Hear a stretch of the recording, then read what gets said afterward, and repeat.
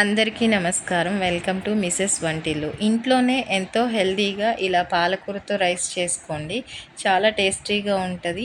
పిల్లల బాక్సెస్లో కూడా చాలా మంచి రెసిపీ. ఈ రెసిపీ ఎలా చేయాలో ఈ వీడియోలో చూద్దాం.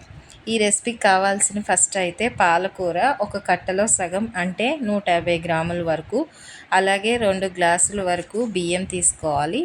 అలాగే ఒక ఉల్లిపాయ, ఒక టమాటా, 4 పచ్చిమిర్చి వీడియోలో చూపించిన విధంగా కట్ చేసుకోవాలి. బిర్యానీ స్పైసెస్, 3 టేబుల్ స్పూన్ల అల్లం వెల్లుల్లి పేస్ట్, 4 టేబుల్ స్పూన్ల ఆయిల్, 2 టేబుల్ స్పూన్ల సాల్ట్ మన రుచికి తగినంత, అలాగే 1 టేబుల్ స్పూన్ బిర్యానీ మసాలా, ఒక చిన్న కప్పు కొత్తిమీర.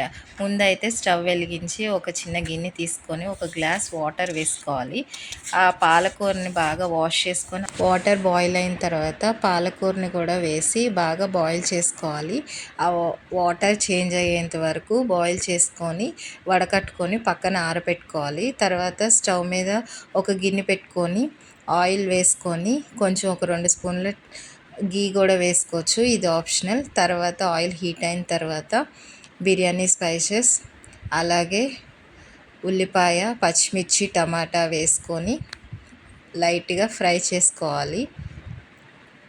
ఇలా ఫ్రై అవుతున్నప్పుడు మనం ముందుగా పాలకూరని ఆరబెట్టుకున్నాం కదా, అది ఆరిపోయిన తర్వాత ఒక మిక్సీ జార్ తీసుకొని దాంట్లో వేసి ఫైన్ పేస్ట్ లాగా గ్రైండ్ చేసుకోవాలి.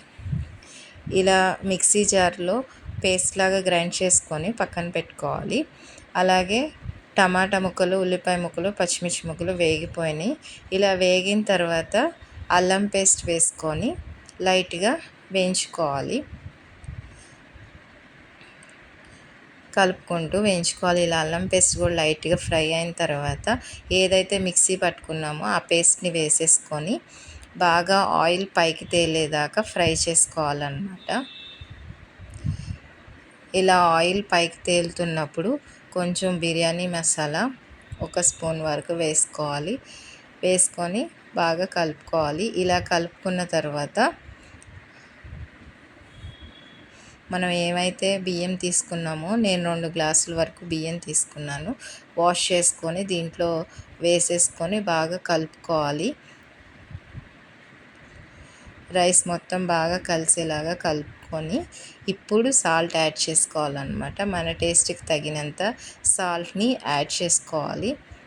యాడ్ చేసుకొని మళ్ళీ ఒకసారి సాల్ట్ మొత్తం కలిసేలాగా కలుపుకొని 2 గ్లాసులు బియ్యం తీసుకున్నాం కాబట్టి 4 గ్లాసెస్ వాటర్ తీసుకోవాలి.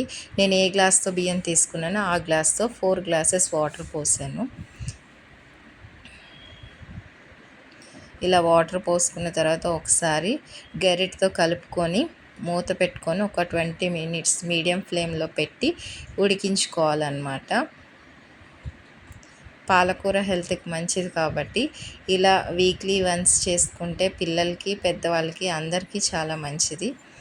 ఒకసారి కలుపుకున్న తర్వాత టేస్ట్కి సరిపడినంత సాల్ట్ కలిసిందో లేదో చెక్ చేసుకొని ఒక 20 మినిట్స్ మీడియం ఫ్లేమ్లో పెట్టి ఉడికించుకోవాలి.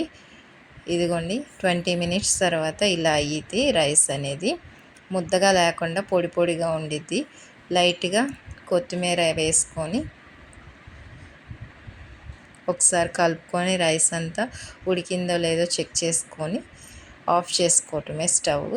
చూడండి ఎంతో టేస్టీగా, ఈజీగా పాలకూరతో హెల్దీ రెసిపీ అన్నమాట.